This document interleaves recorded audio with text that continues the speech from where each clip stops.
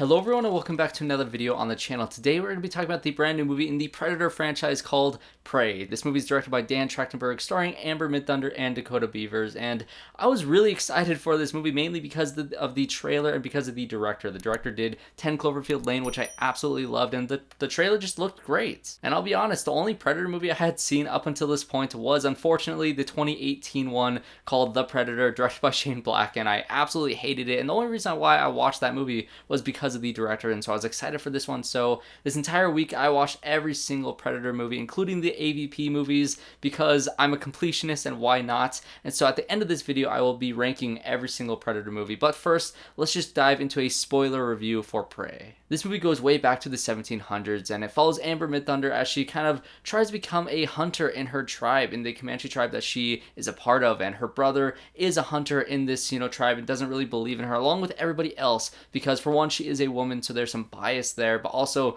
because people just really treat her as the underdog throughout this entire movie, including the Predator itself. She is always set below everybody else, even though she is very strong and she has a lot of great abilities in general at the beginning of this movie. She has her axe that she's really great at aim with. She's throwing at a bunch of trees at the beginning of this movie, and it shows that at a very base level, at the very beginning of this movie, she is skilled, but she's not skilled enough at the beginning of this movie to actually, go on to defeat the Predator until she goes through everything that she goes through throughout the entire course of this movie. The things that she learns from her brother, the things that she learns from watching the Predator and how the Predator actually stalks its different preys. And so she learns so much throughout this movie, and she learns the fact that, the Predator is kind of underestimating her, and that is her strength, is the fact that everybody else around her doesn't think that she can do it. And that is what gives her strength. That is what, makes her as threatening as she is, because nobody thinks that she truly is a threat.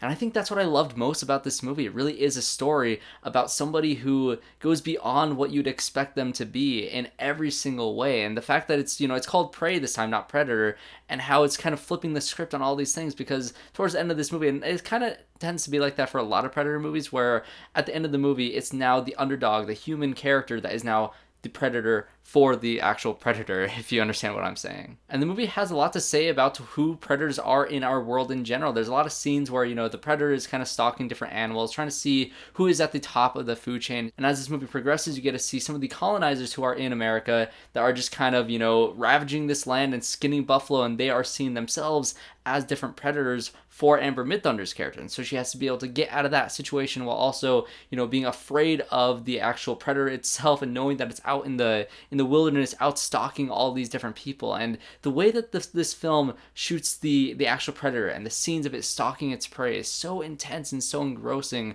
throughout the entire thing. My favorite scene in the entire movie was the scene in the fog where, Midthunder's character and her brother are tied up to this tree because they were captured by the colonizers, and they are just terrified of what is going to happen. But Midthunder's character quickly realizes that no, they are not the actual bait for the Predator. The other colonizers are actually the baits. They are the ones that are going to be attacked by the Predator, because they are the ones being seen in this moment as the top of the food chain. And so this entire sequence of them trying to get themselves untied while all these other people are getting slaughtered by the Predator was so entertaining to watch, because for one, the gore in this movie is very satisfying, because obviously this is an R-rated Predator movie and you want to see some really cool kills, but the creativity in the writing of this Predator was actually really, really interesting. And Naru's intelligence throughout this entire sequence of, all these people are dying around her and she's trying to get loose from these ropes, and she's using the bear trap to get them loose, and she's saying that she's smarter than the average person that was being killed in any of these other situations, and she is going to be able to get away with anything. And that kind of leads to her going off with her brother and them trying to fight the Predator themselves. And then this other guy comes, this colonizer that does speak the Comanche language,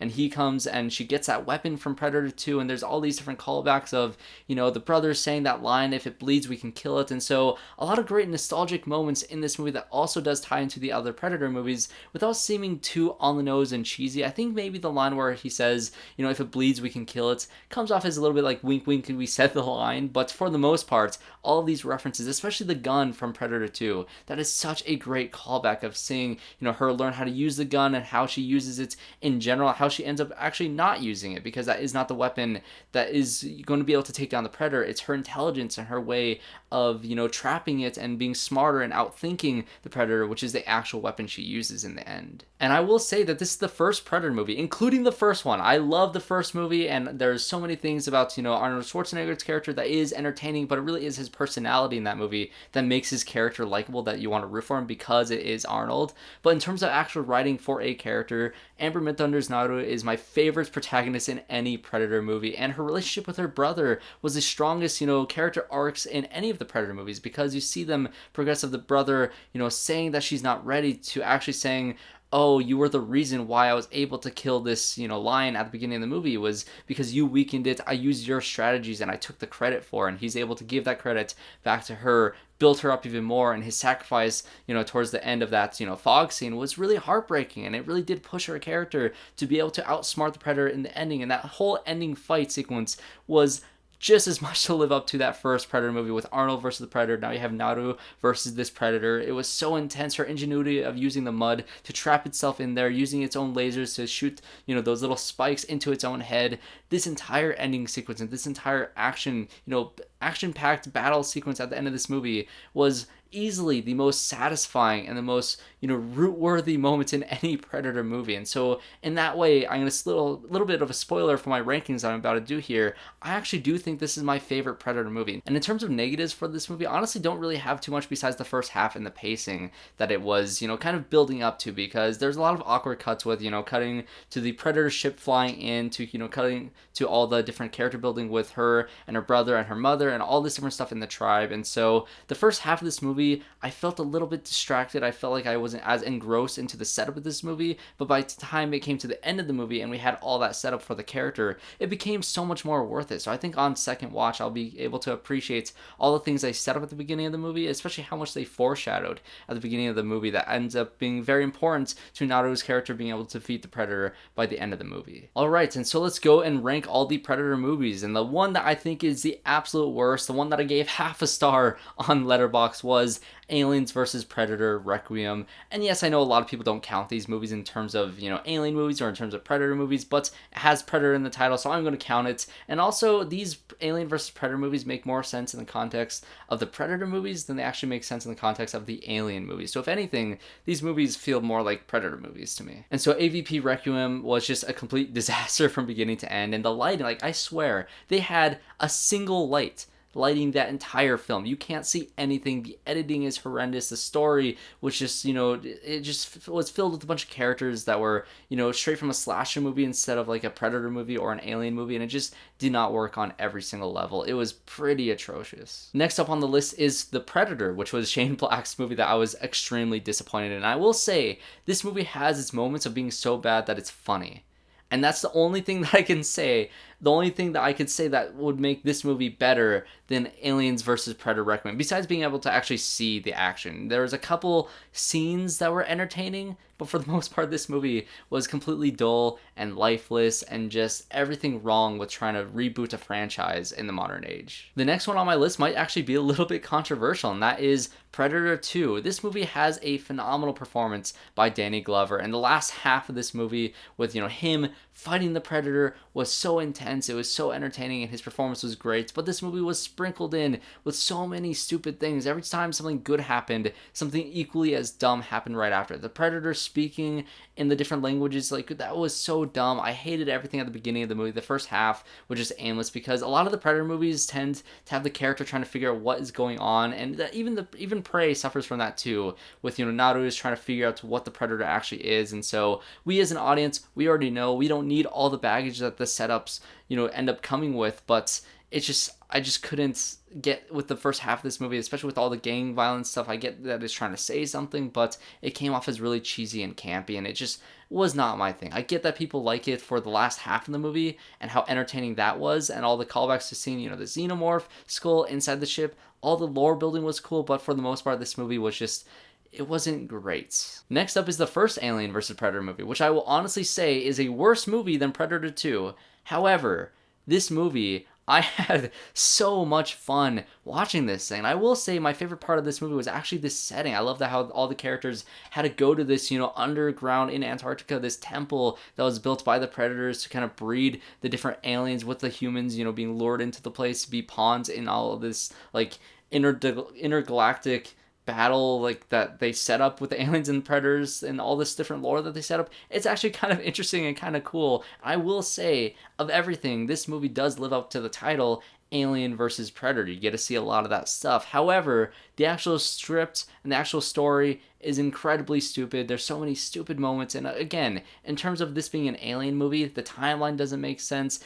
Bishop being in this movie makes absolutely no sense as Wayland. So many things just are incredibly dumb, but I had so much fun watching this movie. Even though it's a bad movie, I will watch this movie over Predator 2 because I can at least watch this and just be purely entertained. Next up is Predators, which came out in 2010, and this movie I was very pleasantly surprised with. For one, I like the concept of this movie, and I think that in terms of all these setups for all the movies, this one was the most interesting because yes, we know who the Predator is, but the first half of this movie was more concerned with why these characters are here, where are they for one, and why were they all chosen to be on this planet fighting against all these predators. And so I just really dig the idea of, taking all these people that are seen as predators on Earth, dropping them on a planet in the middle of the galaxy for, other predators to try to hunt them. It is so entertaining. I think the last half of the movie is bogged down by pointless plot twists, especially with Topher Grace's character. I didn't think Adrian Brody was too great of a protagonist in this movie. However, I really do like Alice Braga. She was in I Am Legend. She was great in that movie, and she was phenomenal in this movie. And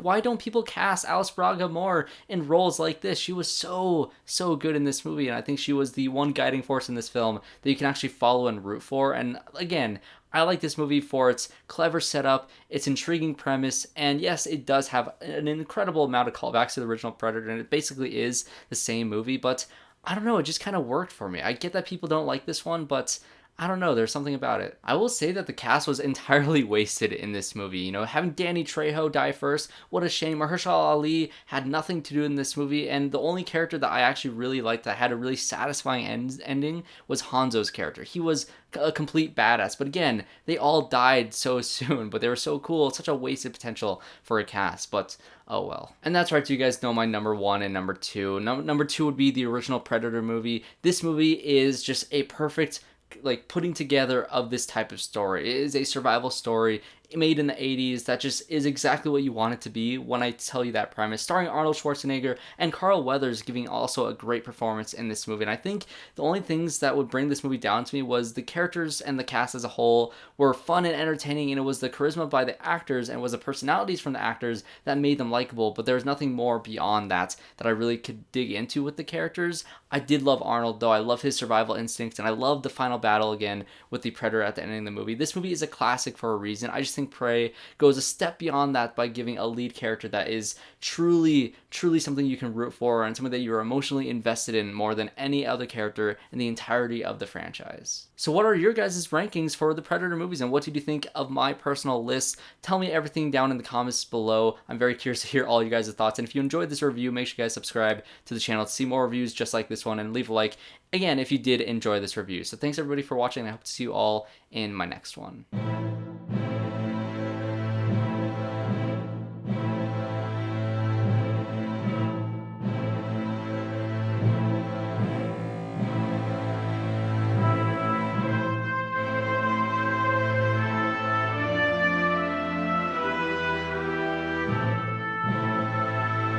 As you can see with my background, I actually do like Alien more.